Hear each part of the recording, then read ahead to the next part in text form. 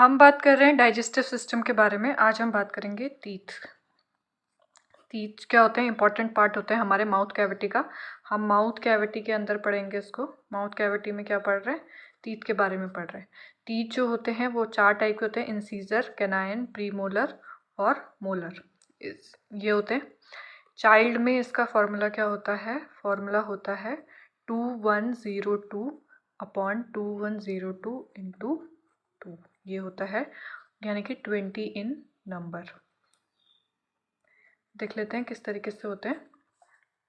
तो इस तरीके से 2 हमने बोला इंसीजर, फिर हमने बोला 1 कैनायन, फिर यहाँ पे कुछ नहीं है, फिर 2 क्या है? मोलर हैं। तो इसी तरीके से इधर भी होंगे, ये चीज़ इधर भी होगी, इधर वाले साइड जबड़े की तरफ भी होगी, इधर वाले जबड़े की तरफ भी होगी। तो कितने हो गए? 3 4 5 5 यहाँ हो गए। तो ये 4 साइड हैं, तो 5 इंटू 4 कितना हो जाएगा? 20। तो ये हो जाएंगे 20 इन नंबर। सेम वैसे अडल्ट में क्या होता है? अडल्ट में होता है 2123 अपॉन 2123 इंटू 2। इसे 4 लिखा रहेगा तो 4 पे नहीं करना है, 2 वाला ही सही है, ऑप्शन है। और इसी के साथ यहाँ पे इस तरीके से 2 1 2 मैं एक जैसे बना रही हूँ, लेकिन ये अलग अलग टाइप के दांत होते हैं, कुछ काटने वाले, कुछ ये अलग, ये 2 अलग और ये 3 अलग। इसी तरीके से यहाँ भी होंगे, इधर वाले जबड़े में दोनों साइड होंगे। ये ऊपर की तरफ है अपर वाला साइड, ये नीचे है लोअर पोर्शन में। तो इधर भी होंगे उतने ही। कितने होंगे? 2 3 4 5 6 7 8 8 इधर भी होंगे, 8 इधर भी होंगे, 8 इधर भी होंगे और 8 इधर भी होंगे। तो ये टोटल कितने हो जाते हैं? 32 टीथ। तो ये हमारे जो होते हैं सेकेंडरी टीथ होते हैं कितने? 32। प्राइमरी टीथ का नंबर कितना था? 20।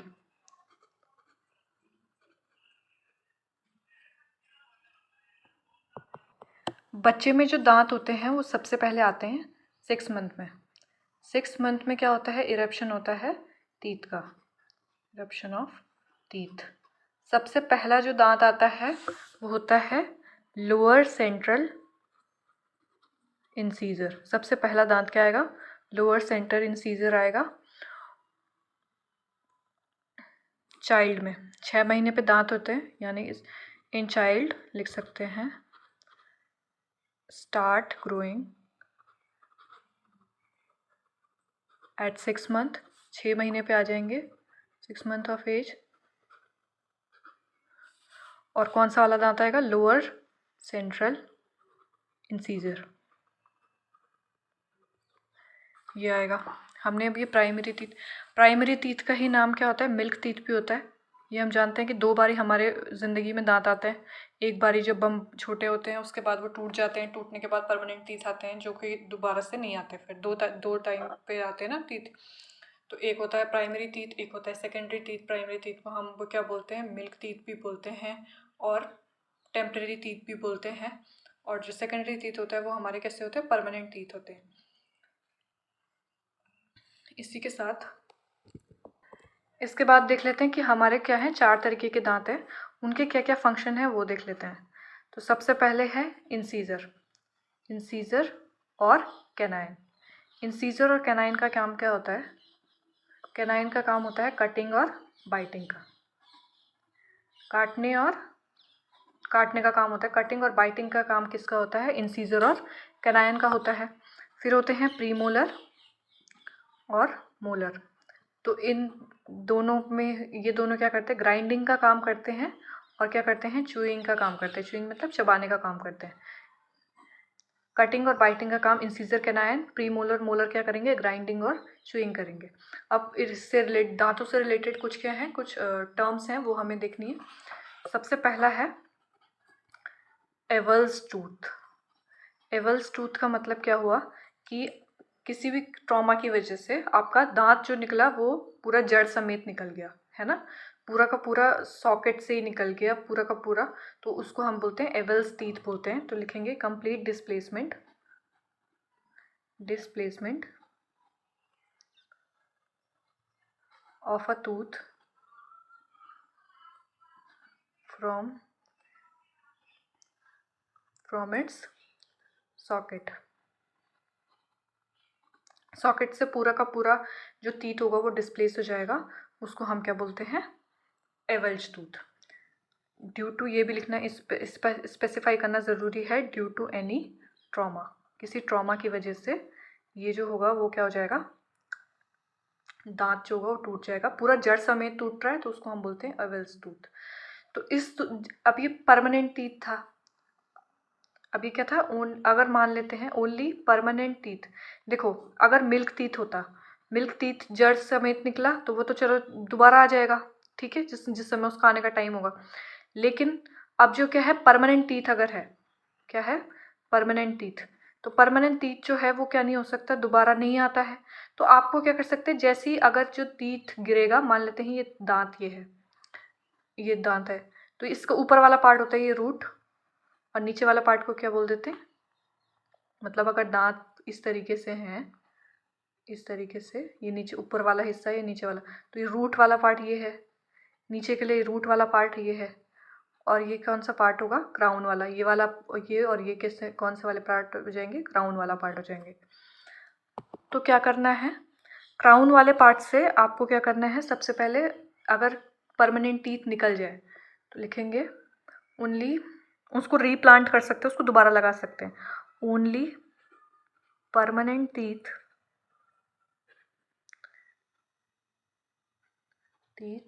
कैन रीप्लांटेड, उसको दोबारा यूज़ में लिया जा सकता है, क्योंकि वो दोबारा तो नहीं आएगा।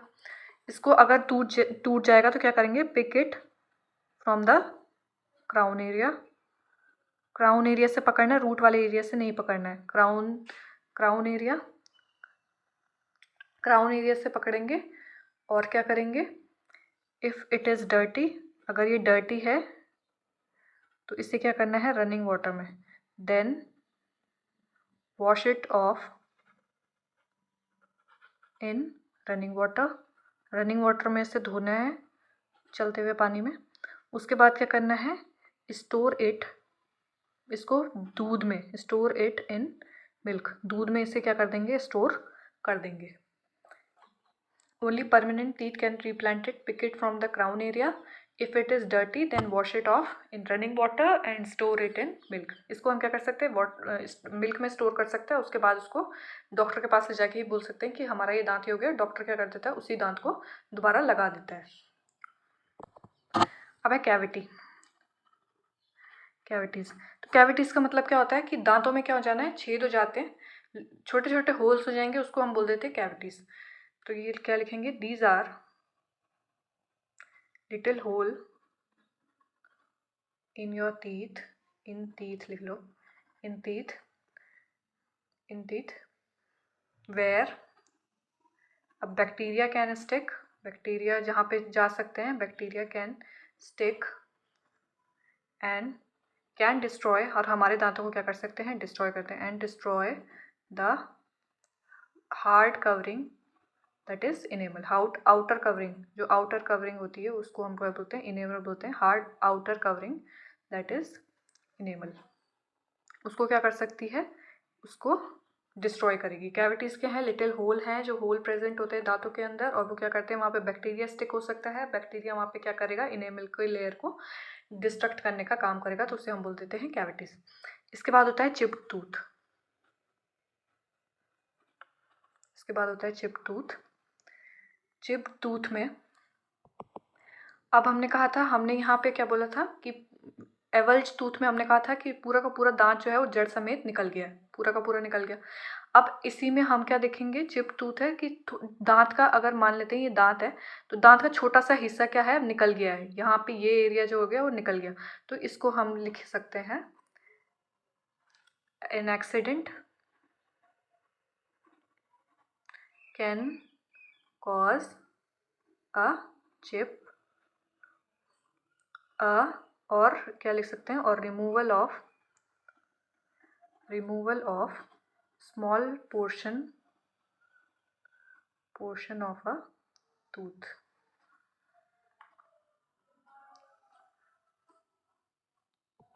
इसके बाद हम देखेंगे इम्पैक्टेड टूथ। इम्पैक्टेड टूथ का मतलब होता है कि टेढ़े मेढ़े दांत आना, जो प्रॉपर तरीके से ना आए, टीथ दैट डजंट कम। आप खुद से लिख लेना, मेरी हैंडराइटिंग को देख लेना कितनी बेकार है। प्रॉपर वे, उसको हम बोलते हैं इम्पैक्टेड टूथ। फिर अब से टीथ से रिलेटेड और कुछ टर्मिनोलॉजीज लिख लेते हैं। अगर एक्स्ट्रा टूथ आ जाए, एक्स्ट्रा टीथ आए, तो उसे बोलते हैं हाइपरडोंटिया। क्या बोलते हैं? हाइपरडोंटिया। अगर टेढ़े मेढ़े दांत आए तो उसे हम बोलते हैं ऑर्थोडोंटिया। क्या बोलते हैं? ऑर्थोडोंटिया, टेढ़े मेढ़े दांत को। इसको क्या करता है, ऑर्थोडोंटिस्ट होते हैं वही उसको क्या करते हैं, ट्रीट करते हैं डिफरेंट प्रोसेस के थ्रू, वो मुझे मतलब नहीं पता है। फिर है पायरिया। पायरिया और पेरीडोंटाइटिस। इसका मतलब होता है, पायरिया का मतलब होता है ब्लीडिंग गम्स। क्या होता है? जो गम्स होते हैं, ब्लीडिंग होती है, bleeding and inflammation of gums.